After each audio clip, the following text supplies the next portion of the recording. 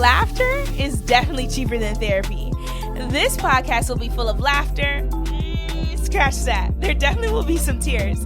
But I can assure you that this is a safe space of healing and expression, like an auditory hug. Welcome to the Therapy of Laughter podcast. Hey, and welcome to the Therapy of Laughter podcast. It's your host, Eileen, and we're here for episode number 12. Yeah, 12. Yeah, 12. Episode number 12. And as you guys can see, we're doing things a little different this week. This week, we have some of my great friends, Osei and Yasmin. All right, guys, I want you guys to relax.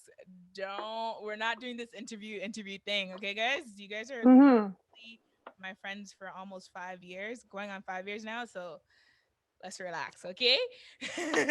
So this week we're talking about the comical events of a Black woman. Now, before we get into that, how are you guys doing this week? Like, how's this week going for you guys?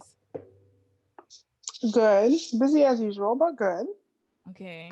It's been good. I've been in my own bubble. It's been nice, relaxing. Yeah, Yaz is on this meditation tip. I have to get on that tip too. Every morning, the 5-minute journal. I'm like, bro, like you make me feel helps. It really helps. My candle, 5-minute journal, yoga, and my celery juice, and then a 30-minute walk. Celery and juice? It's great. Yes, because I have eczema. Celery It cleared juice? everything. It's gross, but it that. helps. No, it so clears nasty. everything out of your body. It is so nasty. But question. What is in the 5-minute journal thing? Like, what's like the prompts? Is the prompts good? Because I'm not gonna buy the book if the prompts are not good. The prompts are great. So you say 3 things that you're grateful for, 3 things that would make today great, a daily affirmation. So like, I am beautiful, I am strong. And you write your own rich. affirmation. Yes. And then 3 things before bed, 3 things that are amazing that happened today, and how could I have made today even better? It just makes my day intentional. So I'm not just like waking up and doing whatever. I know that I put these things that would make today great. So I'm intentionally thinking of it. Like, okay, you want to check it off. And then when I do it, I'm like, who am I? Yes, the baddest.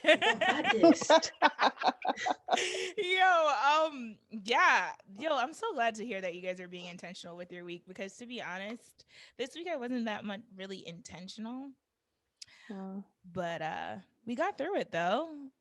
Amen.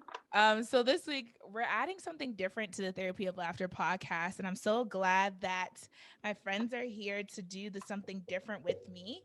So I decided to add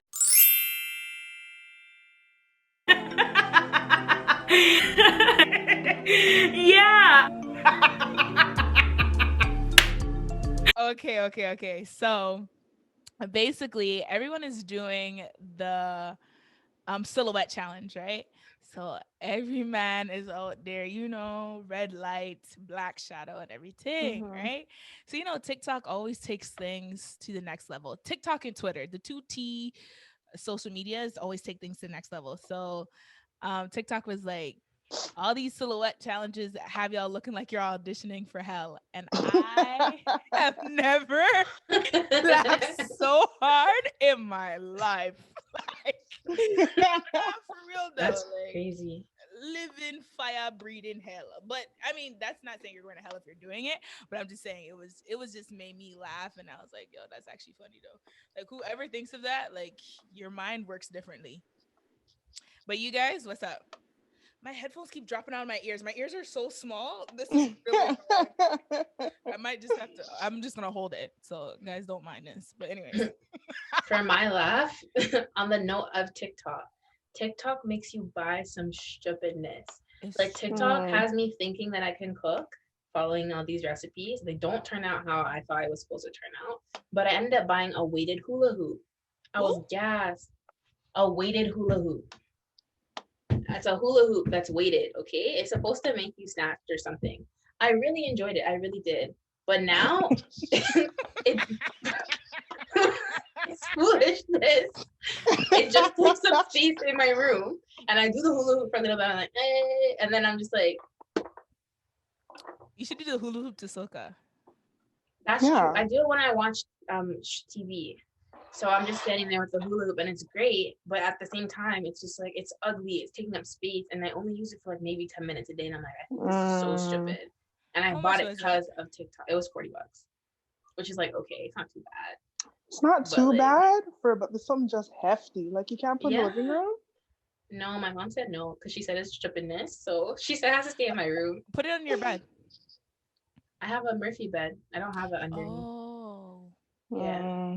Well, my dear, you might as well just sell it. Cause I just hang it over my cupboard and then I move it. It's really annoying though, because you know me, everything in my room has to be black and white. So I literally like, because it's purple and it's just there. It's just that sucks. so I look at it and I I'm hear angry you. now. That's actually hilarious, bro. What the hell? I'm buying a hula hoop. Honestly, that's something I would buy too. I can't even lie. Like I bought from TikTok. I bought these black seed pills, black oil. Oh my gosh, my sisters. Both my sisters have those. And I'll ask for it for Christmas. Like Have I taken one of all that? I even bought apple cider vinegar pills. When I tell you those Oh my things, gosh, they don't work. They just grind up your belly. And they're nasty. every Very time I burp, I nasty. just taste them. I just can't do it, bro. Also, what's your laugh of the week? Oh my gosh, I saw this video about so it's basically like an animation, and I think the lady was either Trini or Guyanese. I think she was Trini, and it was like it reminded me of like those Pinedo videos from back in the day, but basically the Pineda. kid he had The like suck up your neck one? yeah, he was wearing a scarf, and she's like, what did she say? Let's pretend his name was Pinedo. She's like, Pinedo, you're hiding something from me. Remove the scarf. And I cried. And he tried to That lie video and killed say me. that like he gave him own self like the leeches on his neck With a because he took a straw. straw and sucked his own neck. Like it was so funny. It was so funny. That video sent me. But it made me laugh because it's just like, bro, like Caribbean people, especially their children, will go to the greatest lengths to To lie to their lie. parents. Like Because if he you was tell the truth, you're gonna committing get to the beat. lie.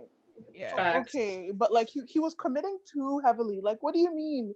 You're using a straw to come and injure your own neck? Like that makes sense?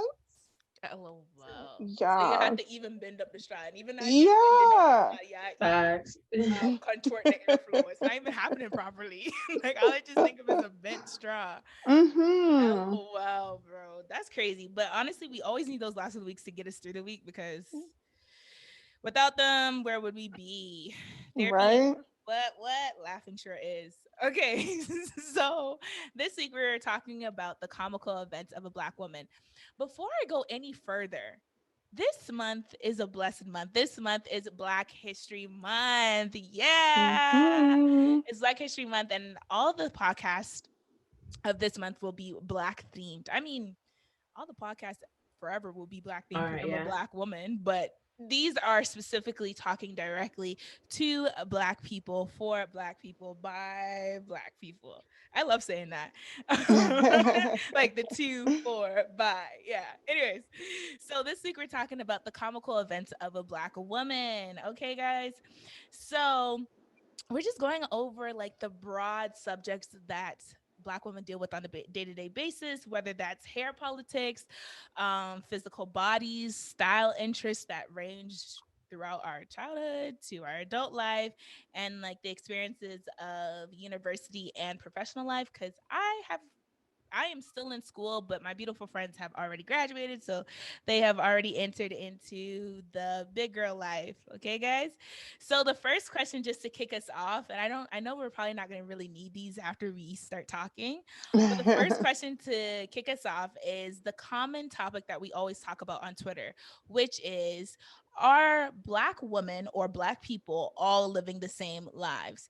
And I got this from, I remember on Twitter where this man, he's like, oh, let me check the weather today. So he opens the door and he sticks his hand out. And then underneath the comments, like all the threads underneath, they're like, yo, I do that too. I do that too. Like, are Black people all living the same lives and stuff like that? So I want to ask you guys, like, do you Mm-hmm. think that all Black women are experiencing the same experience or doing the same things that are alike? Like, what's your take on that? I definitely think that we're not, but I just feel like there's certain aspects of our culture that are shared. irrespective of where you are, like within the Black spectrum. It's like if you're like Caribbean or African or Afro Latina, like there's just certain things like within Black culture that we all do. Like as you gave that example, like sticking your hand outside. Like I did that all the time when I was a kid. Especially if I'm like fighting with my mom. Oh, I want to wear this. I want to wear this. I want to wear this. She's like, no, it's cold. I'm like, okay, I'll go outside, go stick my hand out, and eat humble pie and go back to my room and change because I know I'm stupid. So, there's like certain aspects of our culture that's shared, but I definitely don't like think we all live the same lives. I think the idea that we all live the same lives is like kind of like the stereotype or like the theme that like surrounds the Black community. So then people think that we all think the same. So then when someone has a different idea than like the norm, everyone's like, oh my gosh, that's Yeah. crazy. When like, it's just free thinking. Yeah. So I that's feel what I like think. as well, like certain aspects are shared because, like, for example, Caribbean people, like I always used to think like, you know how your grandma has the B cell butter, but there's something else in it. Like I just thought that that was a thing for my family, or like the little Mm-hmm. container, like there's always something else in the container, like you know which one I'm talking about, the cookie one, Yeah. or like the top of the fridge, how that's literally a shelf, or like certain aspects of, but I just feel like that has to do with like Caribbean culture, or just because like we have certain shared aspects, but it's not necessarily like we're all living the same life. Mm-hmm. Yeah, definitely shared aspects. And I think that's just all like range from like culture and going through the same systematic oppressions, to be very honest with you.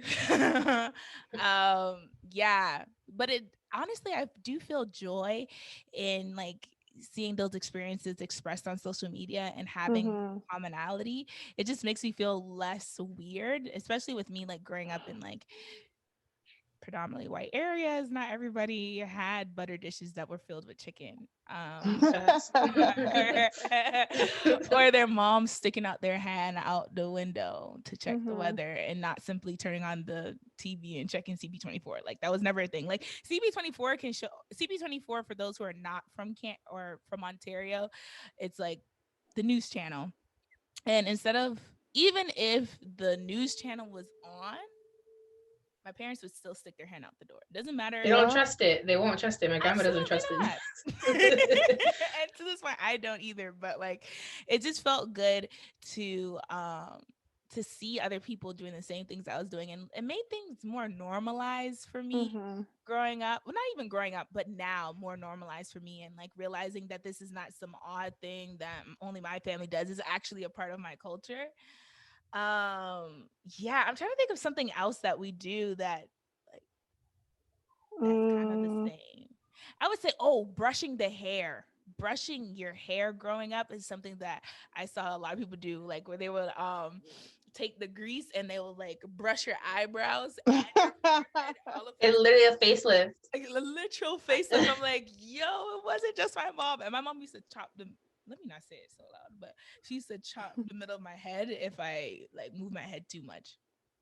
Oh yeah, with the comb, she's like Like a conk you in the head like with the yep. comb. That's what For my mom used to sure. call it Do you know what one all I the remember? time. The one where they said when you have to check if to see if you have one more braid left. I used to pretend that my head was itching because I was like, why am I Same. still sitting here? Where The I worst is like I feel like when it's in the middle, like right here, because there's just so much hope. You're no. at the top, you feel like it's done, and you feel it. Boom! Somebody's spreading it into 12 different pieces. I said, "What's happening?" No, No, I crazy. swear to God, at a point in your head starts to grow. Because when I touch it, braids. When I touch it, it's two braids. When she touch it, four. Don't make no I sense. know. And you know what? I find the hairdressers like Jesus. The hairdressers like to do a whole heap of nonsense when they're nearing the end. Like all of a sudden you have to use the restroom. All of a sudden you have to make what is this? No, get me out this chair. And then Yeah. they're taking so long to prepare the water. Bro, you should Hey, have boiled the hey. kettle from when From you were on the last time. couple braids, And then man. you're Oh talking my to me Oh so gosh. my long thinking you're gonna get gosh. extra tip. My dear, you lost the tip from the time you were taking 2 hours to do four Right? braids. Anyways, this is not shade to hairdressers, but hurry up in your craft, guy. All right. So, what's the funny experience you've had simply because you're a Black woman? Now, this can range from people touching your hair to like Hmm. code switching or natural hair disasters. So, we can get into that. What's the funniest? Okay, I have one. So when I first started working at the mission, one of my clients like used to marvel at my hair, and I had like long braids with like the curly ends. It's like my signature style, and marvel at my hair. Like, he's white. He would come up, be like, "Oh my God, Osei, I just love your hair. It's just so volume. It's amazing. It must have taken you years to grow it. It's just beautiful." So he would just go on these rants, and I never corrected him. So I'm like, okay, like it's his business. And at first I thought like he knew it was extensions. Like I thought he knew it was fake. Oh, really? So then I go home and like I come back the next week and like I change my hair. The guy comes to me devastated. How could you cut off the hair? Did you at least donate it? How could you commit to it? Da da da da da. So there's like one black coworker who was working with me at the time, and she starts laughing, like she's going crazy laughing, and she had to explain to him like, no, like it wasn't her real hair, like it was just extensions, like it was braids. We can switch it up and do it all the time. And like it was so funny because even after explaining it to him, like he still felt devastated. Until this day he still brings it up. Like he thinks it's so funny. So I think that's hilarious. What? And it's so crazy because other people have a stronger attachment to our hair than we do. Yeah, Like I mean, they the feel due date was coming. It had to come out. It like had bro, to come out. like I feel like they feel a personal offense when you switch your hair. Like when you switch the hair Yeah. that they like, it's like you diss them. My dear, this is not your head. This is not your head. Yo, what to you? What's like something that like simply because you're a black woman, like it's so funny. You know when you leave your braids in for too long and they start to grow out in the front and you get the little string and then the Mm-hmm. braid? Mm-hmm. Okay, Mm. so I never, because I was the only black kid in my school. I didn't want anyone to know that I had extensions because they'd be like, "Oh, your hair's fake?" What? And I didn't want that conversation. So I remember this girl, my hair was grown out. It was bad.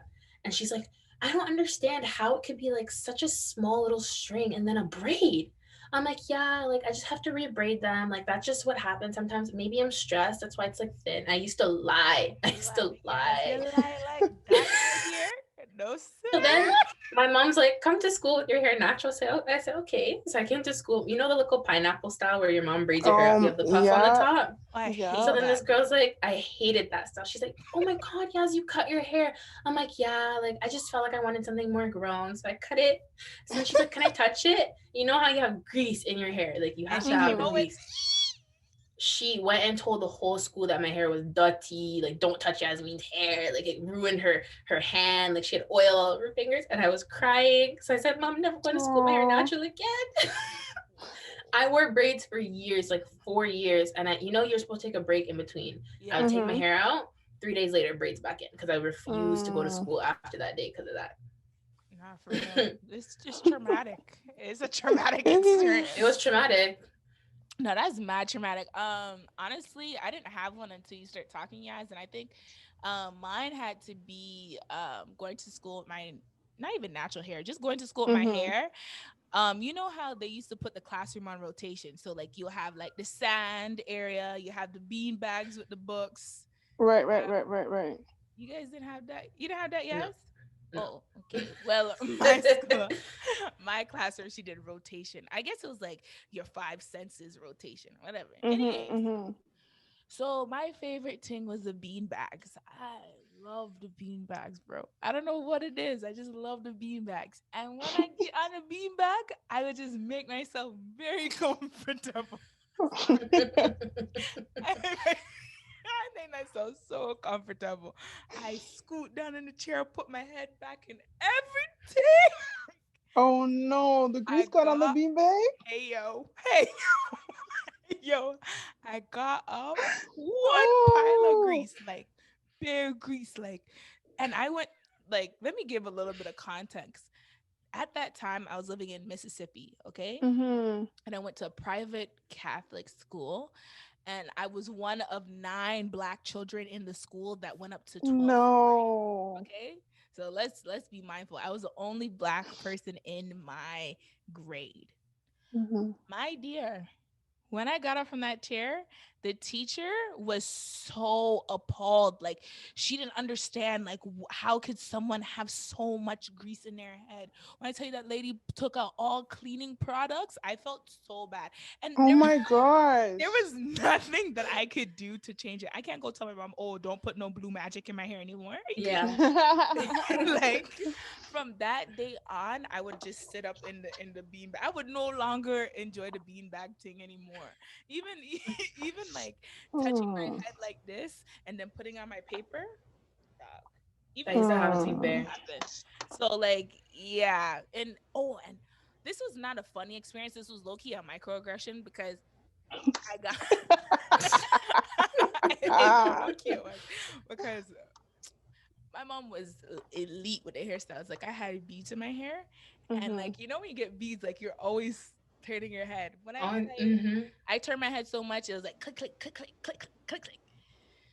Yeah, the teacher made me sit on the carpet. She's like, "Yeah, you're making too much noise with your hair." The next day, I got a report home that I can no longer have beads in my head. It was just nonsense. What? What? I think that's the experience uniquely because I'm a black person. I could really say that like a black girl because everything I did was like a political issue or like destructive to the learning environment. And I was just being myself. Mm. And she was so Especially if mean. there's a uniform. They say it's Yes. out of uniform. That's what happened to me. Why is Siri on? Yeah. That's what happened to me. I had one little gray streak. I changed one braid to gray, and then I had the little gold beads. They said it was out of uniform. I had to change it. Yeah. And that was before social media where we can make big riot and sign petition. I mean, you probably could have, but we didn't. I couldn't go on like Facebook or Instagram and be like, "Oh, they did Yeah. this to me or they did that to me." I also didn't understand it to be a microaggression. I just thought like, Mm-hmm. oh, if it was anybody, they'd do that. But then my white friends would come to school and have a pink streak in their hair, a clip on, Not and no even one would say that. anything. That's what I'm No. saying. So I never understood it was particular to me. Yeah, and those white kids would go to Jamaica and things of that nature and get their hair Get braided. this the same ugly ass hairstyle where they braid up the front, put the elastics, and then they have it just falling. Like, oh, They had the it same hurts, hairstyle bro. as me, and I have to get sent home. Me, and say my hairstyle was looking better than that. I know. Looking nice, all the sides, gel up, everything slick. And I What? know in Jamaica they're overcharging those stupid little white Oh, for kids for sure. that basic, I've for basic sure. braid up. You know the three Basic. braids like this, and then come Yup. the rest of their Those hair, are $90. tussles. Yup. Those swear, Talking bro. about this is some traditional style and it's it's key in our culture. Only certain people know how to do it. Lie them I tell. Bare lie. Jamaicans, they're gonna scam you to the day you die. Well, not they're not gonna scam you, but they're gonna make sure they get some money out of you Yeah. in every season. Don't matter where you come from. You could be all Jamaican and that'll still happen to you. Stay 10 toes always. Okay. So, now this types into like us being in university or being university students. Well, me being a Hmm. university student, y'all being like past university students. So, how did you feel having your black experience coined as a novelty in like the classroom? And like how did that feel? Like, I know how it made me feel, but like I think that when I got to university, the first time I've ever realized that a black experience was something to be educational in a way that like primed and primed and like poked at was when I got to university. And I'm an anthropology student, so they constantly go over what the black experience is. Let me say this. White professors What they teaching think the me black what experience they is. think the black Yes. experience is and then grading my paper on how good I can articulate my black experience Hmm. when it's not Hmm. even their place to tell me Yeah. what is good enough to be graded for my black experience. I think that I didn't realize that these people were making me pay for something that I live every day until like fourth year. Like fourth year is when it clicked to me. I'm like, yo, bro, like I live this every day. Like, how are you gonna tell me find a source for this? I don't need no source. I wake up time. That's my source. Okay. But yeah, I want to hear Yeah. y'all's opinions on that, bro. I can say like when I first took my first race and ethnicity class, like the teacher was white. This was when I was in second year. Sorry, the sun is just beaming my face. Hold on, let me move. Okay, there we go. Um, yeah, when I first took my first race and ethnicity class, like we would literally have discussions in class about like my individual experience or like someone else's. Like another black girl in the class would like raise a question or like raise a point, and then the teacher would like use the opportunity to say, "Oh, tell us about it. How does that make you Yes. feel? Like, what is this therapy? Sit like, oh my gosh, they're just yeah." And I also just feel like a lot of the times when professors are put in those positions, like they're not educated enough on the topic.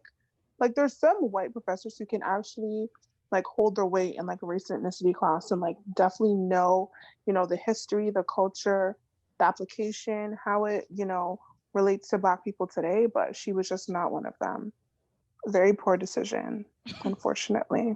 And I feel like the Black experience is ever changing. Like it's Yeah. ever changing. Like there's so many It's different also aspects. different per person. Yeah. Like even like being a Black woman, that's why I wanted to have two Black women on the guest, because it's like our experiences are totally different. Yes, like back to the first question that I asked, like yes, like there's commonalities in the Hmm. things that we do, not the experiences we have, the things that we do. There's commonalities in the things that we do, but like how we experience life or how we um intake life is totally different. And like the fact that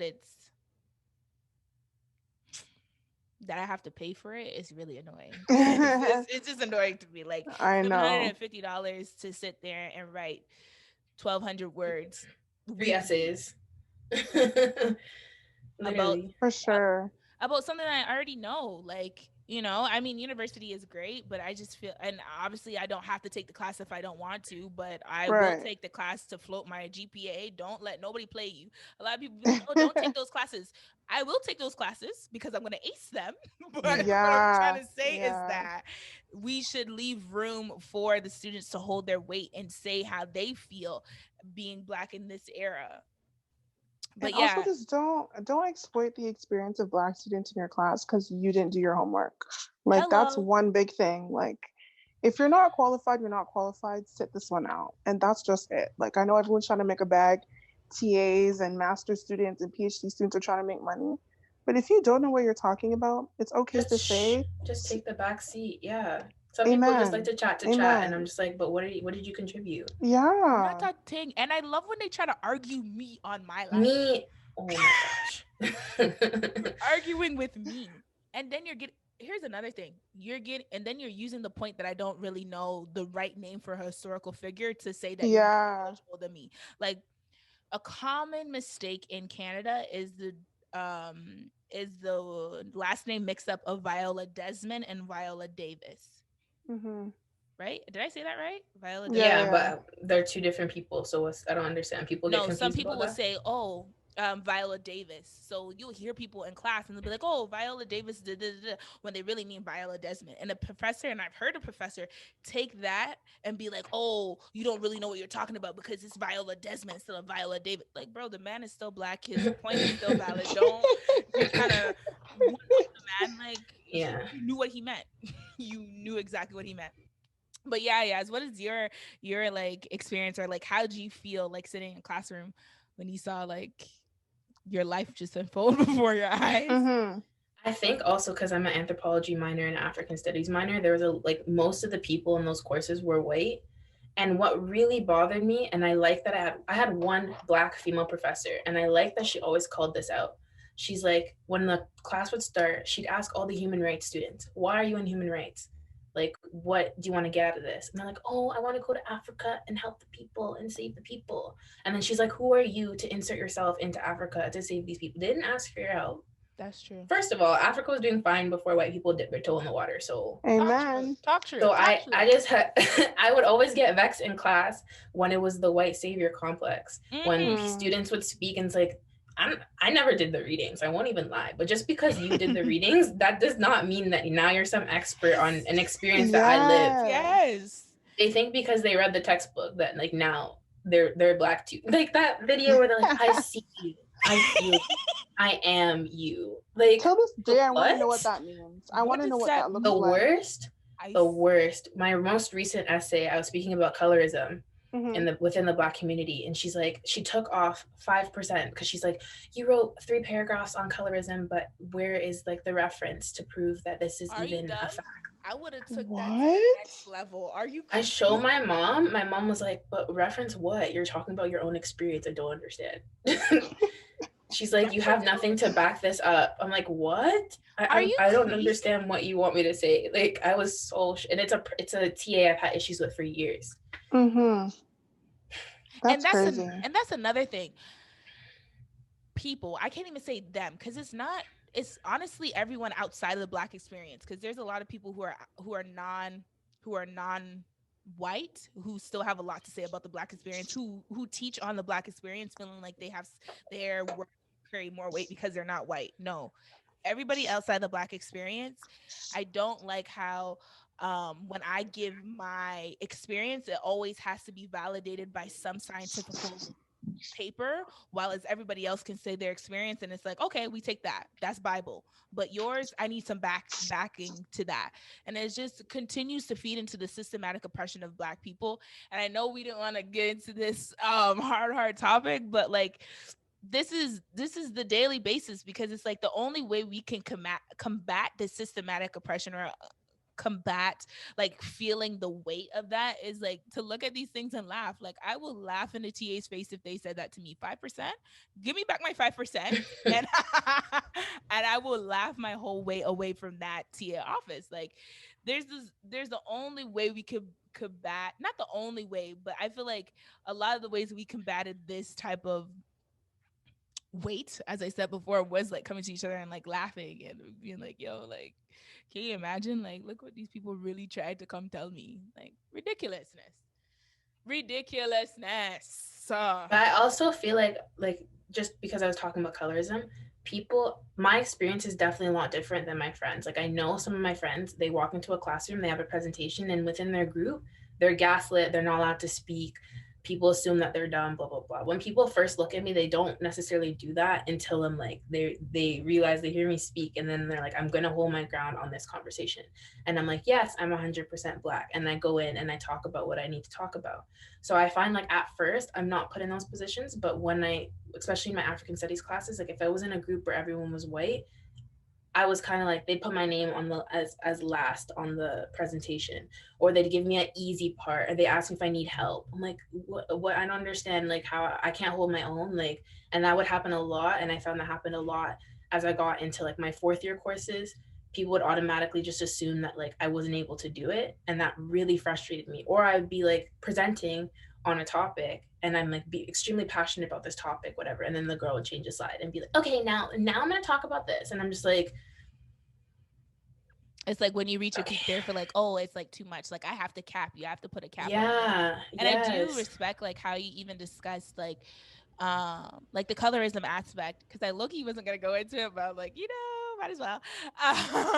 The colorism aspect, because like I was having a conversation with one person, and she constantly was talking about the brown skin, dark skin experience, like saying like, oh, I don't understand why they're like this, but I know that like doors are open for me because I'm light skinned. I'm like, okay, well, you can't ignore how a darker skinned female feels. Like, you've only lived the eyes through a person who's light skinned. You haven't lived your life through the eyes of someone who's darker than you. And you can't just be like, oh, my cousins are like this and they tell me their experience. I know. Like, no, you don't know. no, you don't. And give space for that. And like, this is why we should show up for each other, period. And like, I love and I appreciate you guys so much, because like you literally said like, yo, my experience is different, and like we never ever talk to you about that. We're never like, oh yeah, you don't take up for all of us, you're like, we never try. Well, we at least we don't try to put that pressure on you. And like, that's what I appreciate about you, that you always like think about like how it would be if, okay, Ose came back on headphone. Right. Sorry for the break. I had to change it up because the sun was looking at me start get hot and the headphones was just not working. So I switch it up now. We're Okay, ready. okay, because it don't We're say come ready. with the big sweater and take up turtleneck. Yeah, because my apartment is cold and I love it like that. But the sun is doing a lot today because Sun they is have the regular heat control and it just get hot. So we like it cold. but I'm back and I'm ready. All right, so we were just touching on the topic of like colorism and stuff like that, and Oh, like I was listening. I'm okay, up to bless. date. Yeah, Okay, bless. So I was just like commending Yas for like always leaving space for that and leaving space for us to discuss that, because like this even goes back into what I was talking about earlier with like hair and physical bodies, because colorism like goes into like the physical bodies for of like sure. Black women and the challenges that we have. And like on my earlier podcast I was talking about my struggles with like self-confidence and like always looking at magazines growing up, like Teen Vogue and stuff like that. So I would never see someone that looked like me. It was always like a lighter skinned woman that was on Teen Vogue, and like I would laugh about that, but it was still something that it was hard to get over. And I will tell this one experience. I was oh, it was during a protest. So our school went on strike. I don't know if y'all school went on strike, but my school went on Yeah, strike for 6 weeks, right? So at them time that I was really trying to be also activist for anything, just anything to get my blood pumping. I was dead. So Dada means there, but for those who are not Patois or not Jamaican. So yeah, I went to the protest. I was at the strike with the teachers and stuff like that, and like the newspaper came because they were like so shocked that students were actually supporting the teachers, right? So the newspaper came and took a picture of a set of students. I was in the picture. Okay, when the picture came out, I was not in the picture. Okay, mm, and I felt bad about it, but I didn't really take it to like a colorism, ableism, like body positivity type of way. I didn't take it that way. I just took it that maybe right. I was ugly and they didn't put me in there. Mm, No. Um my friend at the time literally called me and said, "You know, they probably didn't put you in there because you're not light skinned." mm. I said, "Huh?" I said, Hard to hear. Hard to hear, man. I said Hard to what? hear. I said, "Huh?" And that broke me into pieces, and like that's kind of shaped like not that experience, but that is like an add-on that shaped like how I Hmm. or a cracked lens of how I viewed like beauty and like just being a Black woman and just feeling like I wasn't validated in my femininity or validated as a woman because I wasn't lighter skinned. So I love that Yaz always opens. Every time she opens talking about Black women, she's like, "Well, my experiences are different," Yeah. and I love that. So yeah, I'll say, what do you have to say to that, bro? No, I think it's like really important to acknowledge because like again, like and I can even just go back to like my sisters. Like I have twin sisters and one is like a fairer skin tone and one is a darker skin tone. Mm-hmm. And they've always been Or like treated lighter different. skin tone. You know, Shy says we shouldn't say fair skin. She does not like that term, and I try not to say it because she told me don't say it. She's like, "What does fair mean?" So Well, lighter, yeah, like a lighter skin tone. And like I've always been like super like mama bear about it because like yeah, I will not allow someone to disrespect Stella because she's darker. Like mm-hmm. I'm the first person to like, who said what? Let's go, you know? So yeah, I think just like seeing that as well and seeing how like it really like diminished her confidence at a certain point and like she was really down about it and it was just like her experience, like, yeah, we're all Black and yeah, we're all sisters, but her experience was different. And us having to like acknowledge that and acknowledge that, you know, she experienced something that we don't, like, she experiences something that I don't. And there's a level of like lack of understanding that I will never have about that. So, you know, I think it's important to just like acknowledge, you know, darker skinned Black women specifically, because there's always this idea that, oh, they're ugly or they're not Mm-hmm. desirable or all these like they want to attribute like aggressive and like you know manly characteristics to Black women who are darker.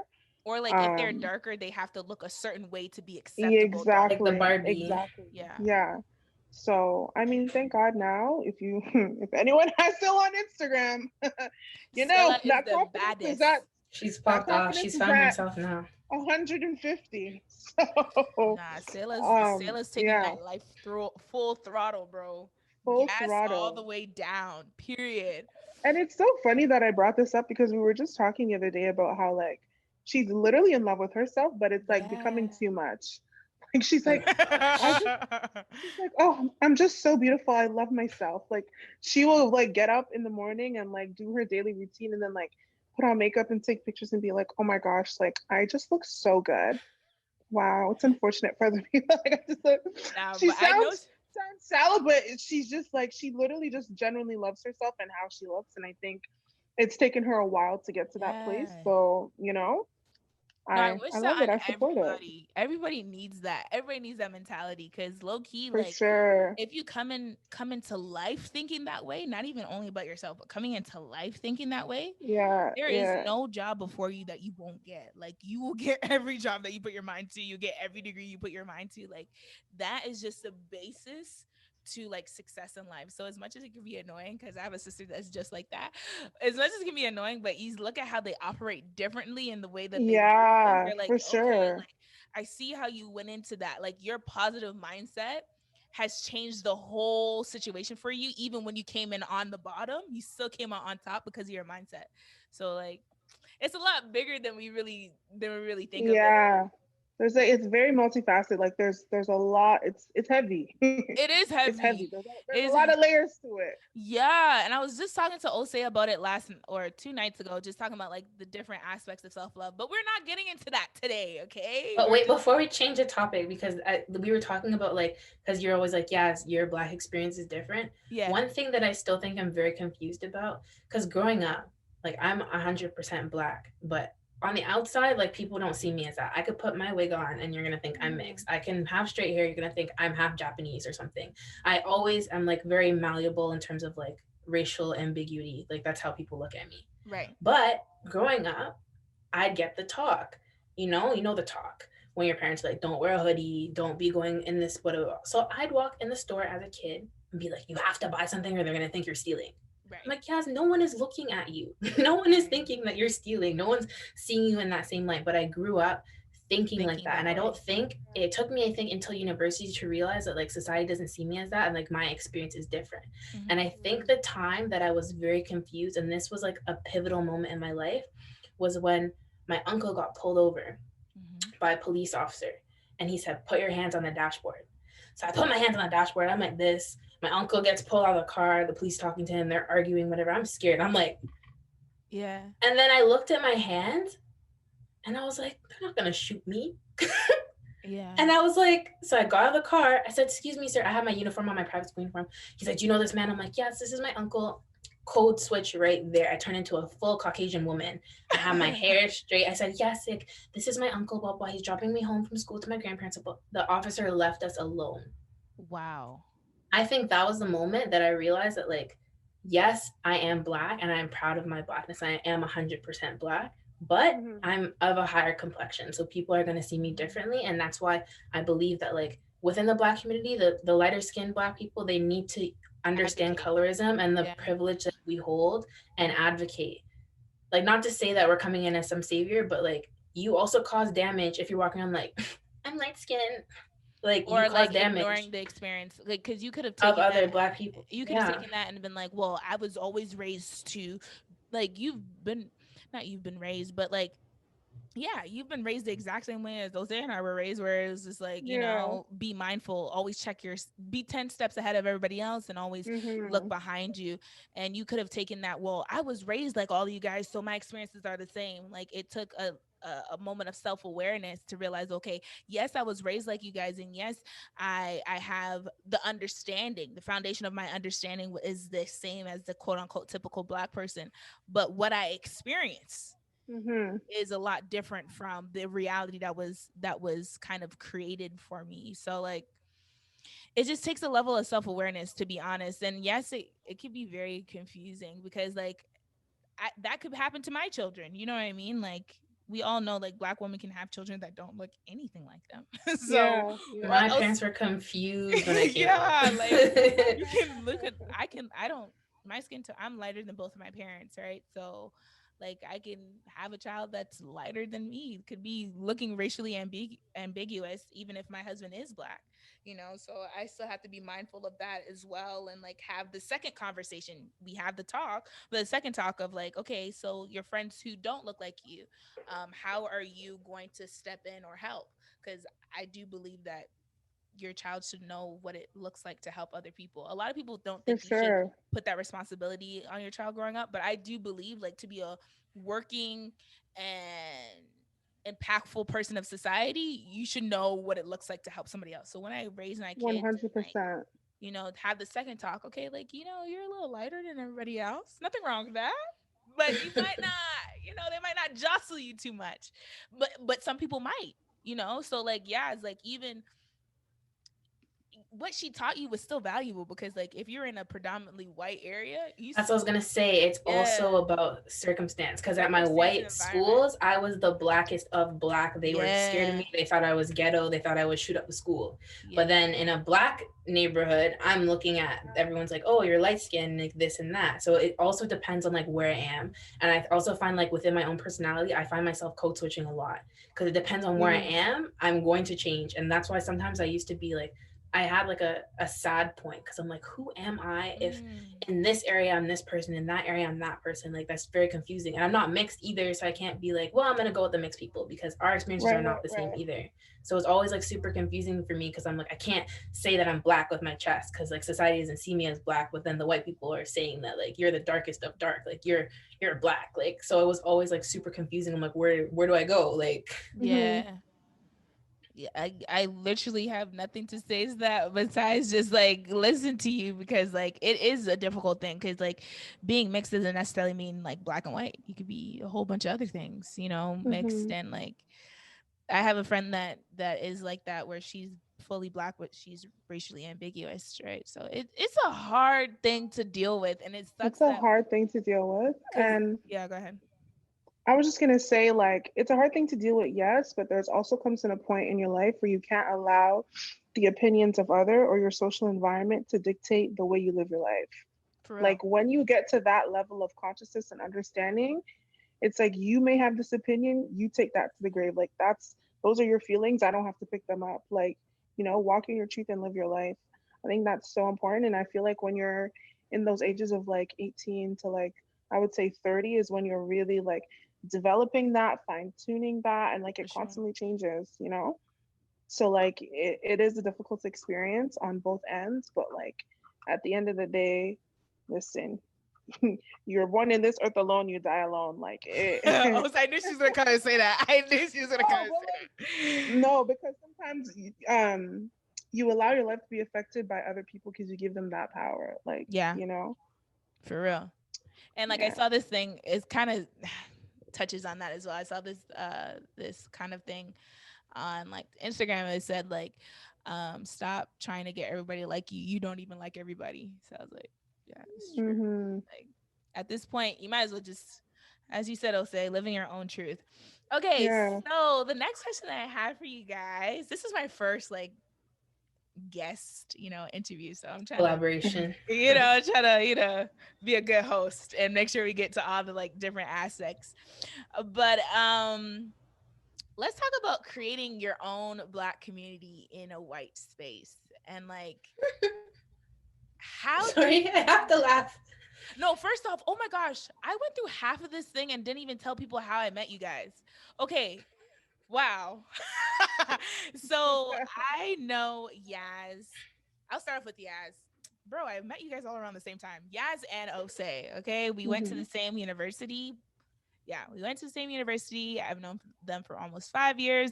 We've been friends ever since first year. We literally did everything together. Well, Yaz is on the soccer team, so not almost every meal we ate together, but the ones that we could eat together, we did. Yeah, so these are my dogs. Like if you know me, you know them. They're literally my second sentence of every conversation. My friend Yaz, my friend Ose, like I always find a way to tie the conversation into my friends because I'm so proud of them. Yaz is a professional soccer player. She played for Team Jamaica. I have to say that because, like, what? I always call her my famous friend because she's closer to the verified check than all of us put together. Oh my gosh. And there's so much more to Yaz than her playing a soccer player. She's an advocate for human rights, specifically for Black people. And yeah, she's a newly graduate. She's a double minor. She has an amazing major. I honestly, there's so much other things about Yaz that I think she can tell us like towards the end of the podcast and like where you guys can find her. And then there's my beautiful friend Osei. I love Osei so much. Wait, pause. I was in the shower today and I was thinking about your name, Osei. Mm-hmm. Okay, so like, Osa ose. yeah. So which one did you choose that you want to use like more commonly? Like, how do you not choose Osa instead of Osei? Like how did that Well, happen? because like in the Edo language, like Osa Ose, so Osa means God and Ose Yeah. means beauty. Uh-huh. So that's like kind of the way that you say it. But on my birth certificate, like my dad didn't put Osa, it just says Ose Osirime Morgi. Uh-huh. So like it was just easier to go by Ose. But like and it's so funny about ethnic names because like I would say like maybe when I was in like elementary school, like Yeah. up to like grade 5, people used to like I was a French student, so people would say Ose and they would think os, which is like bone in French, and it's spelled Right. os. So people would like, make jokes about it or like butcher the spelling. But after that, like it actually became like a class thing. Like it became a social thing. Like people used to make my friends and people around me used to make fun of other people for not being able to pronounce my name. Like you were whack if you didn't know like my Oh full wow. government name. And it just became something of like people always like if you and you as Spence and everyone used to do this, like if they're walking into a room and I'm there, they'll Osa shout my Osei. Osa ose. entire government Osa name. Osei. Just Osa to like Osei Osa Rime Morgi. And we used to just kill it, bro. Like Just to practice too. so much pride too. So yeah, Osa's not on my birth certificate, and mainly my close friends either call me Osa Ose, and my parents when I was a kid they would call me by my middle name if I was about to get in trouble, especially my dad. Oh I my feel like gosh, that's yeah. a every parent thing. You know your Oh big my name, your god. the whole name, the whole gubby gets called out if you're in Oh trouble. my gosh, with eloquence, they would say my middle name so beautifully, and trouble is meeting me at the end of that name. Like, wow. Oh my gosh. Yeah. So Osei is a newly graduate as well from the Department of Social Work. Osei, I'm so proud of Osei. Yo, I swear to you, I am so proud of my friends. Like every time I get a chance to tell them I'm proud of them, you guys, like Uh, anybody who's listening to this, like I tell you, I will only bring on quality people, and I am so proud of my friends. Like the black women that they have become, like they were black women when I met them. Let's get that straight, okay? But the black women that they've evolve into, it just amazes me. Osei graduated from the School of Social Work, so she's not a registered social worker yet, but she's on her way there, and she's actually an addictions counselor at a, I won't say your place of employment because you don't know mhm. where this can go. I don't want people running up to your job. But she's an addictions counselor at a shelter, so she's a frontline worker, and she was a frontline worker when we were still in school.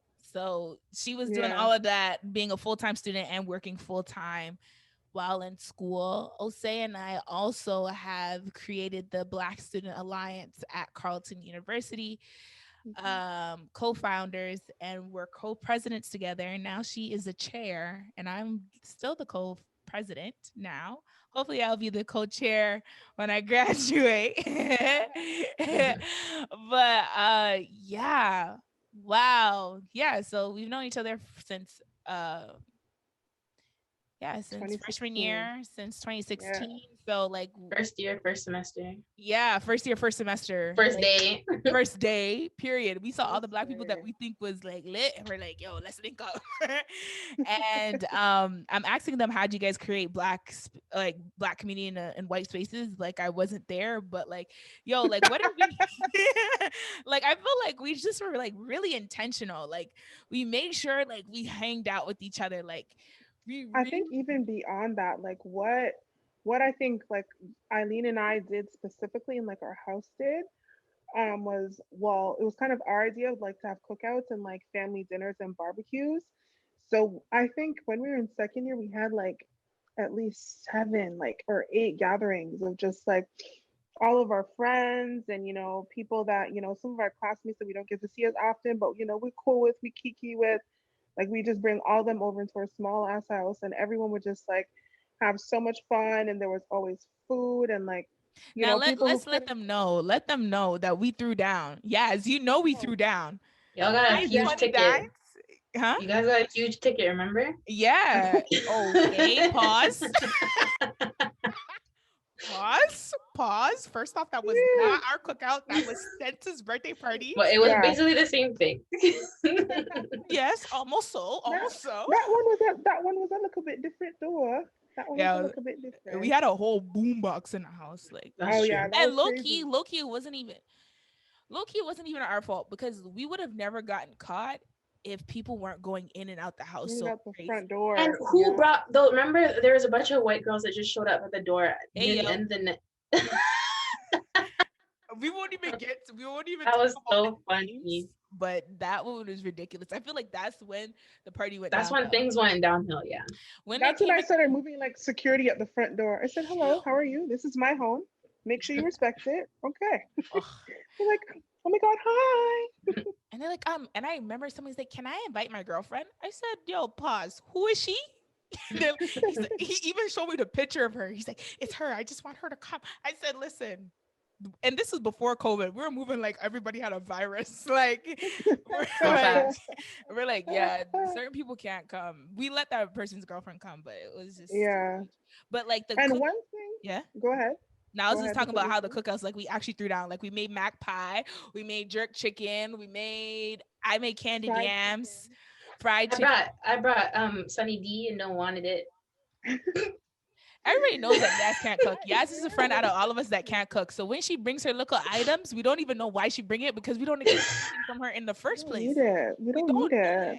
This girl even But tried I to show up with cookies. Who wants cookies alongside big mac pie? Huh? If you're not bringing cake, don't bring it at all. Not even no for cupcake. real. Girl, bring cookies and Oh my healthy cookies god. at that. She said it's No, only, you need to. only certain calories. Nobody cares. Oh, those are the good But times, one thing man. that I really appreciate though is like I think that's the Caribbean hospitality in us. Mm-hmm. That made a lot. None of us were homesick. Like No we went all Ottawa. If we think of it, outside of our friend group, Ottawa was disgusting. I trash. The know. people were Ottawa was disgusting. trash. The Quote city me. was Unquote me. disgusting.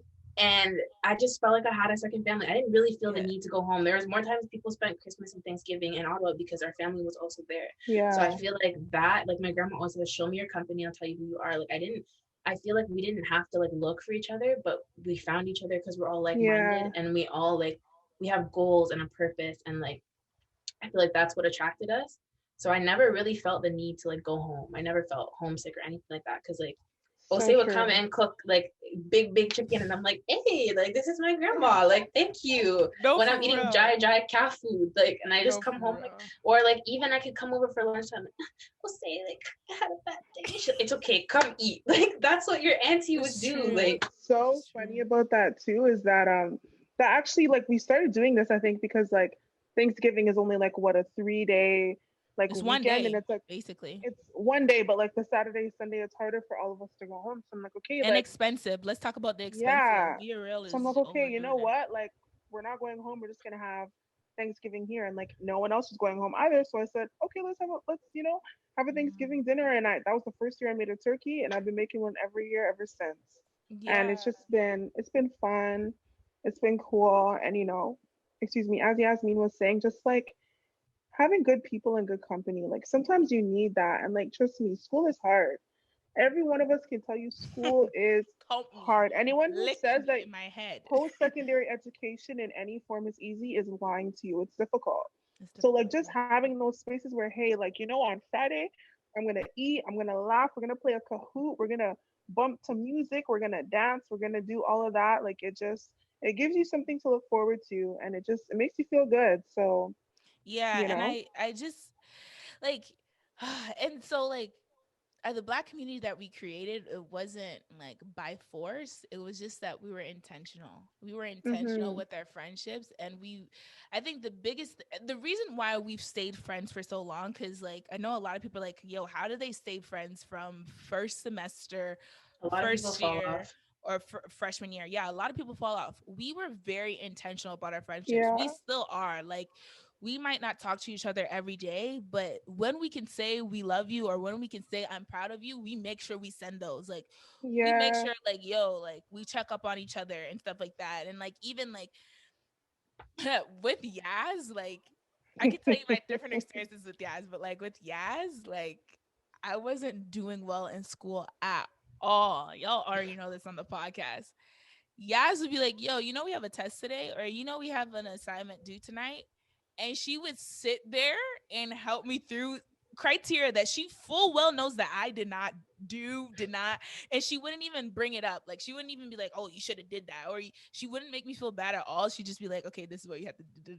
And she wouldn't even mention it. And it's like, after that, Mhm. it's done. Like, we don't talk about it ever again. Or like, there was a time where like I wasn't eating, like yes, I wasn't eating, and obviously Osei, you knew that, and like Osei was like, just come over my house, just come over my house. Yo, Osei made something out of nothing. You see a pack. Listen, you guys don't know. Osei can turn a pack of flour into the most heavenly thing you would ever taste. Osei put the whole love in it. And like, yeah, so we're mad intentional about friendships. And like with the black community, a lot of times we have this crab in a barrel mentality of like, I can't be friends with this person, or I can't share my secrets or my academic things with this person because they might Mhm. like, just a competitive type of mindset. And honestly, you get so much more further in life not having that mindset, because we're all going to succeed. Not all of us can have the same job. That's why there's thousands and thousands of companies and organizations that we can work for. Like, I think that us annihilating from the beginning that we're always going to help each other no matter what, annihilating that Yeah. crab in a barrel mentality helped us to have a strong black community. Because I hear not my friends, but I hear other people talking about their black communities at their universities, and they're talking about bear drama. I sit there and be kikiing over it, like pillow talk. I'm like, Yeah. yo, you guys have that? Like, oh yeah, she wanted to fight me, I had to call the police in a big Me academia. in first year. Yeah, we won't I get it. think I think honestly though, I feel like it happens like in the beginning when you're younger, but at a Yeah, certain point it should be embarrassing to be in issues. Like, we're grown Yeah. now. For Like, you shouldn't sure. have any type of drama anymore. And another thing you said about being intentional, I will feel embarrassed if one of you guys are not like trying to be successful. no, Because I for just Yeah. look at like my friends as like also like my reputation. So I yeah. want everybody in my friend group to succeed. Because if one Mhm. person is just slacking and just doing bare foolishness on the internet, I'm gonna be like, you have to go or fix up. Because Especially when if you post I something, take that down. yeah, we also check each other, and it's very like transparent. Like Eileen said with her grades, like a lot of people, they would pretend that their lives are together and they're getting the best grades, Mhm. but Eileen's like, guys, I'm failing, and would cry right in front of us. And I remember we had a study night, and I said, I'm just gonna go run outside and cry, and you guys allowed me. I ran, we were in the library, I ran outside and I was crying and everyone was watching me, and I came back and we all studied together. Like, it was They fine. laughed at you. That you Yes, and you guys laughed at me. I was brother. sitting there crying. I was like, I don't want to do this, but it's okay. And I also think Yo, too, like one thing is that like people can say, oh, like we have a really big friend group or like a big community, which we do, but There's we about like 10 of also, us. 10? yeah, we make sure that we take care of our individual relationships with everyone. Yeah.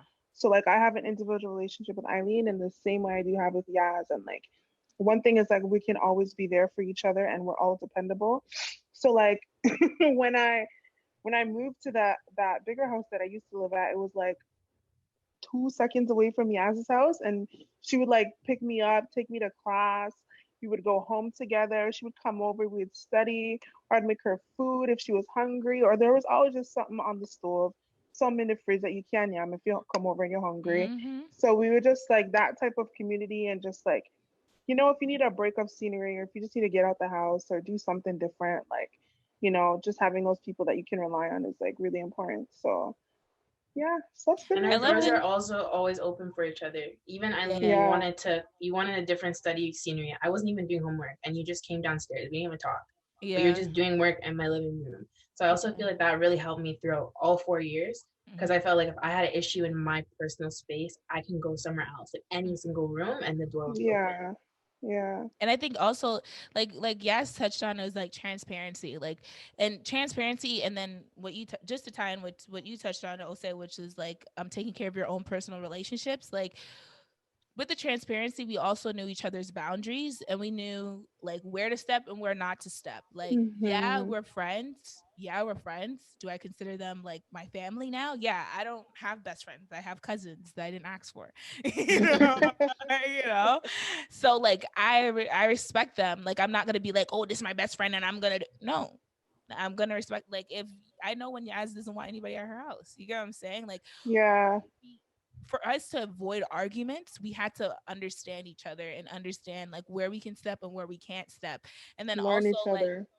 with the boundaries thing, if there's something that I tell Osei, 9 times out of 10, Osei is not gonna tell somebody else. Like 10 out of 10. I don't 10, chat your business. no, for real, 10 out of 10. Like no, because I'm thinking like if it's something like really bad, like you probably would like tell like Yas be like, yo, Eileen's not feeling well. Like you wouldn't say it But as that's Okay. different. If I'm like genuinely worried about you, I'm gonna go and tell Osei like, Eileen needs help, and I don't know what to do. Like, yeah.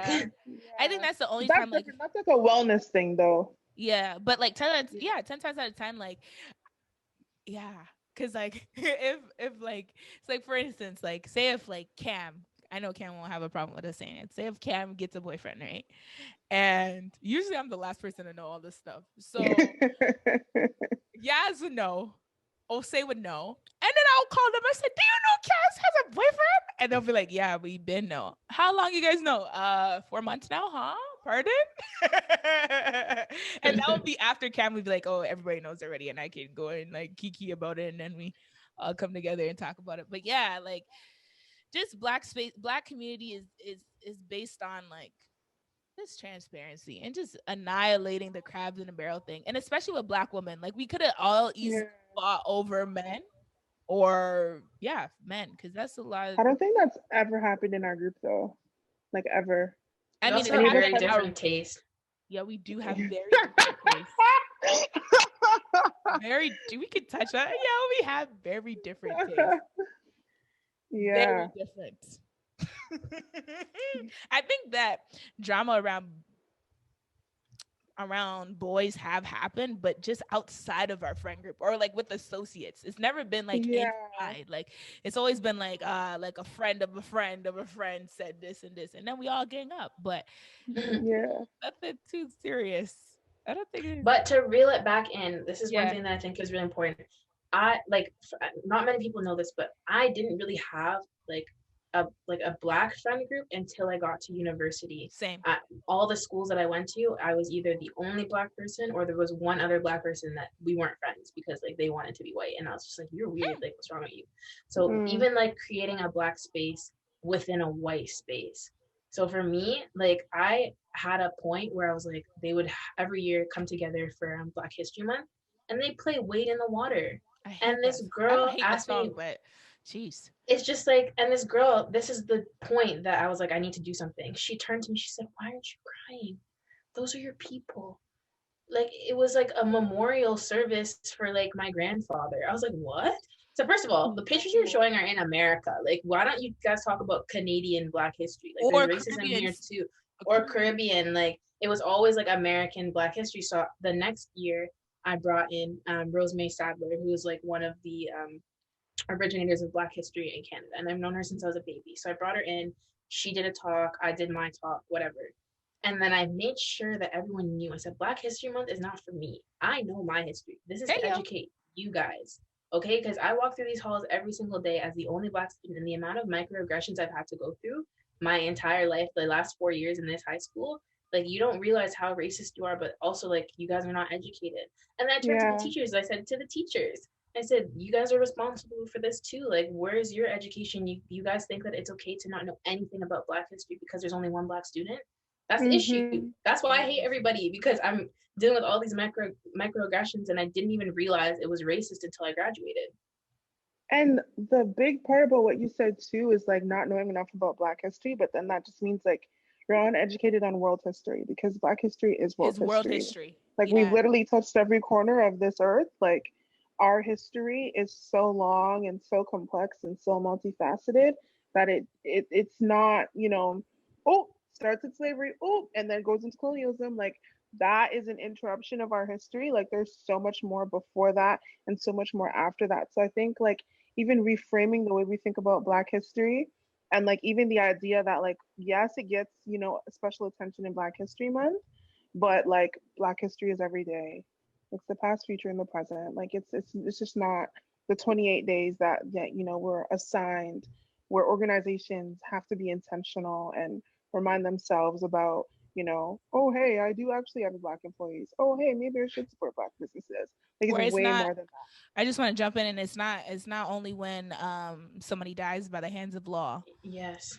that we acknowledge Black history and the essence of Blackness and the that. importance of Black Yeah, lives. Is not the only time we acknowledge it when somebody dies, or when injustice happens against them. It's the yeah. performative activism for me. It's the performative activism for me. It definitely is. It definitely is.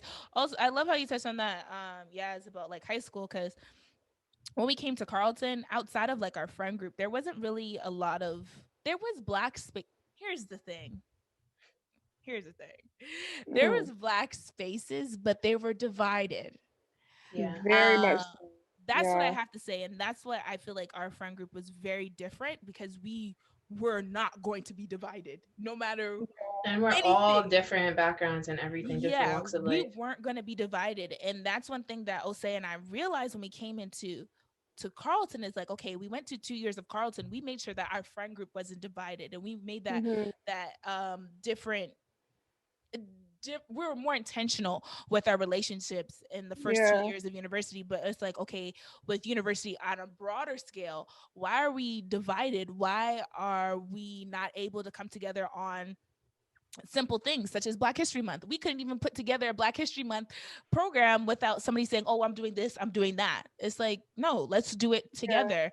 And Together. so that's why we created the Black Student Alliance for our school, Carleton University, because literally people were divided by their nationalities.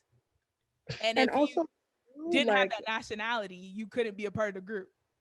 for sure. And like for me, like being Jamaican and Nigerian, like I felt like when I came to Carleton, that was the first time ever where like my Nigerian identity was like invalidated. Cause like I went to a Black high school. I like my community was fairly Black. Like I had Jamaican friends, I had Nigerian friends, I had friends of everywhere, despite wherever you're from.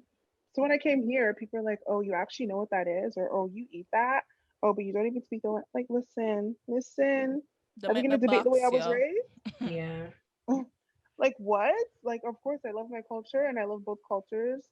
Um and yeah, so I think that division and that like othering too within our community, especially at Carleton, was like very annoying, especially like everything was very like segregated. Like it was like the Nigerian community, then it was like the Jamaican community, like it wasn't even like the whole Caribbean community. Then it was like very secluded. So definitely changing that. And also just living that truth. Like our friends are from everywhere, even like different groups like Tanae and Kukwa and Nicole and Katie and Yolanda. Like there's just people from all over. And I thought that was just like it was amazing and it made for a fun university experience. Definitely did. It put me onto a lot of music that I wouldn't listen to on the regular basis. And like, Yeah, I feel yeah. like it made me a more rounded person. And like, even certain things like being able to experience them, or like be able to talk about them, or like not even talk about them, but discover them on my own time, like travel. Cause like obviously we have our list of girl trips that we want to go to, and like each city, different cities are added to them because we're like, oh, like I didn't know that they did this in Zimbabwe. Like, okay, I'll be going to Zimbabwe now. All right, guys. So we're gonna wrap this up with the last question. Okay. Actually, no, this is not the last question, but it can be. I'm gonna give you the two last questions and you guys can choose which one you want to answer. So the second to last question is finding your place in this world. What does it look like to you? And the last question is when did you believe that you deserve to occupy every space you reside in as a Black woman? That last one. You want to do the last one? Guys, what do you think? I Yeah. like them both. It doesn't matter to me. They're both really good questions. Okay, I think the one that I like is when did you truly believe you deserve to occupy every space you reside in as a Black woman? Mm, I think when I was in university, definitely. I'm trying to pinpoint a moment, but it was kind of just like an attitude. Like it was more so like as your confidence raises and as you're like very comfortable with yourself and who you are as a person and your intelligence, like once you kind of like check off all those little vices that you have in your head, Yeah. um, it really helped me to like understand that my place is valid everywhere.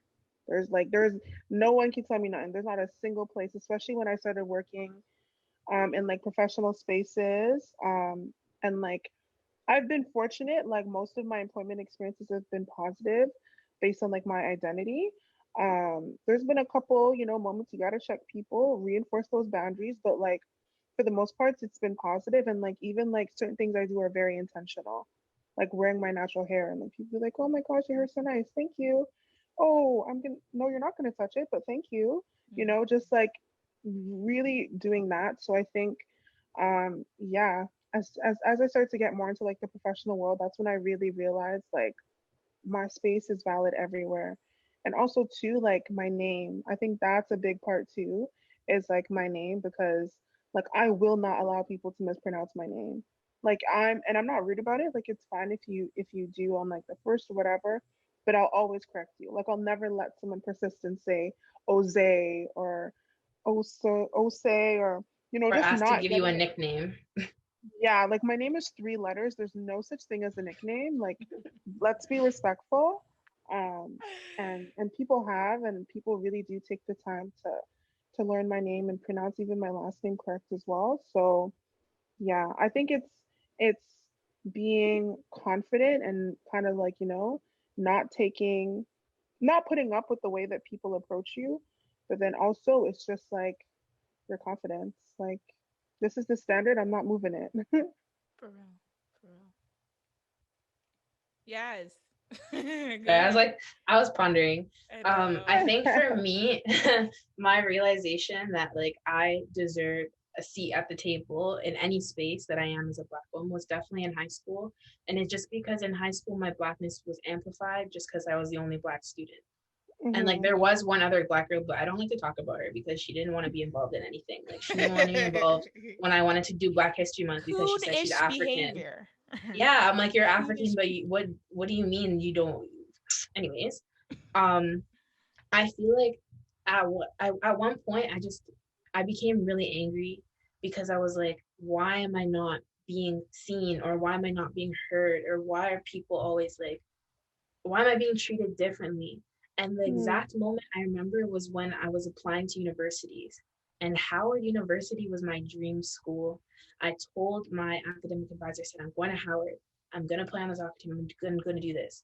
He said, oh, but have you looked at colleges? Yeah. I was like, well, I said, Color. did you offer like college to anybody else? And he's like, oh, well, I just think like it could be like a good route for you. Like just be Mm-hmm. open to it. So then I was like, okay, I didn't think anything of it. Then I told my English teacher, everyone like in my personal life, they know like I loved spoken word poetry. I loved any type of writing. And she said, I hope you're not going into like sociology or like anything to do with like writing where you have to write essays. Like you shouldn't be doing that. Like you're probably not going to do well. And I never forget the day that she said that to me. I almost changed like my application to Carleton because I'm like, I shouldn't apply to sociology. Like I'm going to do terrible. So I tried to change something else, and it was too late, thank God. I ended up changing into communications and media studies, which is also a lot of writing. Communications is literally speech. And she said I couldn't do it. So then I was like, let me prove all of these people wrong. And that was Mm. the year that I was like, I came to school, I put different colored braids in my hair, and I did the most because I'm like, you will know that I'm here, you will know that I'm Black, and I will not be silenced Yeah. anymore. Amen. So I had the Black History Month performance. I was extremely intentional in my art class with my art. We were taught to like create European features and European hair. I said, how come we're not learning how to draw afros? So every Mm-hmm. single one of my art pieces, big afros, big lips, big nose, extremely exaggerated, just to show you that like, do you not understand? Like I'm trying to show you that I'm here and you guys are not seeing me. I Yeah. lost Yeah. marks on an assignment once because she said I didn't follow the guidelines of the assignment, and it was just because I didn't paint European features. So when I made a huge deal about it, she didn't say anything. She handed me my A. Hmm. So I realized like if I want to be, and it's unfortunate, but if I want to be heard, Mm-hmm. if I want to be seen, I have to make noise. Ah, So ah, even ah, coming ah. in to university, I was like, I won't be Yeah. silenced. But I was Yeah. like, I was just shocked to even find a Black community in university. So I think that was like an easier transition. And like even I don't remember what year it was. We went to a protest, and I was like, Third that year. felt good to have people by my side to understand like this Mm. is important. So Mm-hmm. I feel like I was scared going into university because I really thought I had to be Ray Tay Tay with my fist in the air, but I really didn't have to do that much work because I found my tribe early. But it was definitely high school that I had that revelation. And I think just to add on to what you said there too, oh shoot, my pun's leaving me. We're all very outspoken. And knowing the difference between, being outspoken and then people taking that as like being intimidating or aggressive, I think we're very good at like shutting that down and like putting up that boundary. But we're also very outspoken. So that was like a very like easy way to be like to connect with each other, especially on like issues and like we all had strong opinions. So I think that helps too for all of us to just feel like we're valid, we're present. Like when you run a whole bunch of people who really validate your experience and your existence, like you actually feel like you can do anything. For real. Like you It's don't like even think about realize it. the tone that you're speaking at because it's like everybody's speaking at this tone. For real, like if you're, like for example, say you think your hair is ugly or you don't like the way your hair is done, and there's just 7 people around you who can help you fix it. Like, do Oh you think my you'll ever have a bad? gosh. I'm sorry. I just remembering in first year when I couldn't take my braids out. Yeah. Oh, I think Eileen and a couple other girls came in, Yeah. and with black hair, like your hair is your crown. Like I will not go to a random hairdresser before they put voodoo over my head top. So to Hello. even let Period. to even let my friends in first year, I only knew them for a semester, take out my hair, wash my Yeah. hair, see my natural hair. That was like a huge deal for me. And like Mm-hmm. to Yeah. be able to do that with our friends, like that was super crazy. And even like Osei wearing her natural hair inspired me because I'm like, Yeah. it took me so long to feel comfortable wearing my natural hair. Like Yeah. this summer, I posted a picture on Instagram with my hair. I would have never done that before. But I Mm. see Katie, I see Osei, and look a puff, and I said, that's cute. Me Yeah. too. Like it's Always a puff. okay. I love that. Like, um, I think the moment in time, I think I've always like gone back and forth with that understanding that I deserve to occupy every space that I reside in. In high school, it came to me, you know, I refused to believe or I refused to allow the narrative that I was a loud black girl to infiltrate my life. I refused that Mhm. with like all of my might. I refused it. So like when I finished off my senior year, I was pretty confident in myself just because it's like, okay, like every university I applied to, I got into. Like my experience like Yaz when there's teachers telling me I should do college. Mhm. And also I didn't apply to Howard because Howard was too expensive for me, but I applied to Hampton University, which is also a HBCU that's like in Virginia. So I got into that one and that's when I felt like I was unstoppable. I was like, yo, ain't nobody can tell me nothing.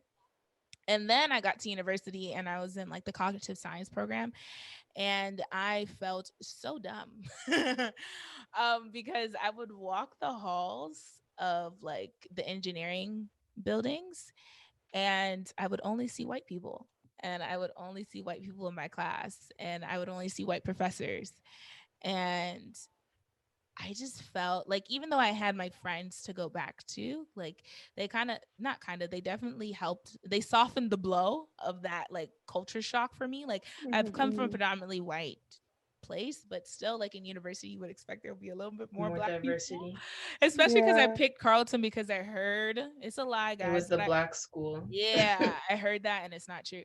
So when I got there and I just saw that there was really no one who looked like me, I really started to feel like I didn't deserve to occupy that space. And And it was, representation's important. yeah, representation is really important. And it was only until Ose and I created Black Student Alliance was when I started to believe that I deserved to occupy every space that Mm, I resided in. And that came from, yes, having success with that organization, but also being linked with Black educators.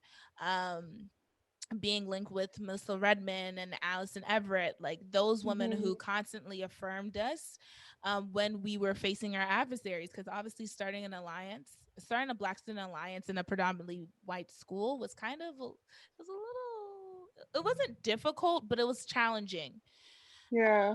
It was something new for the both of us, and we had to like stand flat-footed in what we wanted. And just to have like Black educators, like higher ups, to say like, yo, you guys can do this, like, yo, you're very educated, you're smart, you're valid, you know. I think that's when I start to like appreciate that I'm me, and like I deserve to be here, and I deserve to have, and this is, we're only talking about in academia, but even on media, I deserve to be here, you know? Yeah. Like, after I launched this podcast, like there was many times where I was like, I want to quit. But um just having good friends around you, just saying like, yo, what you got to say is good, you know. And then always having outspoken people, like we have these conversations behind closed doors. This is nothing new for us, we're just doing this professionally because it's being recorded. But like, this is nothing new. And like, so yeah, it's a working progress for me. It's not just an For sure. absolute. When I enter into different environments, there's always some levels of doubt, but I always kind of bounce back just because of like the important people that I have around me.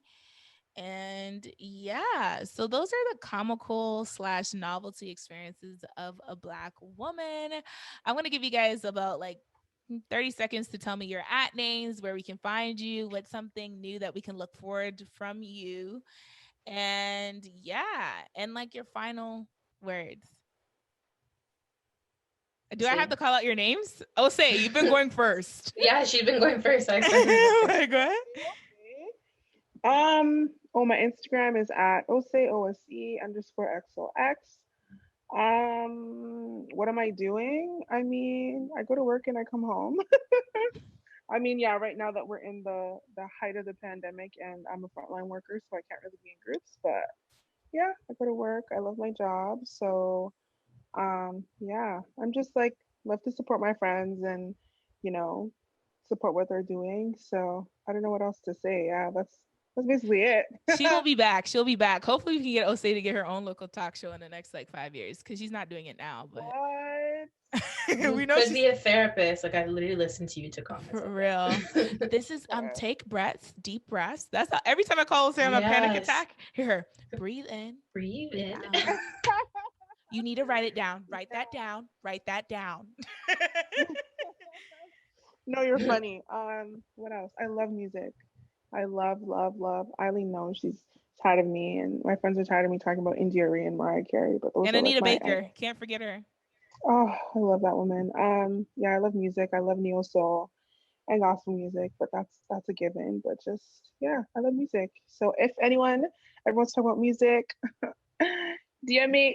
I talk about music all the time. That's it. Okay. Yes, man. Yes. Oh, what was the question? It was just to say your at names. What can we look forward from you? I don't know if that was proper English, but what can we do? How can we find you on socials? How can we stay connected? Is there something new that you're dropping soon? Is something that we should look out for? And what are your final words?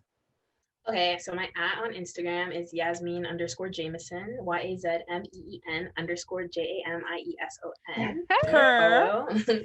I'm working on my YouTube channel right now. It's called Drop of Melanin.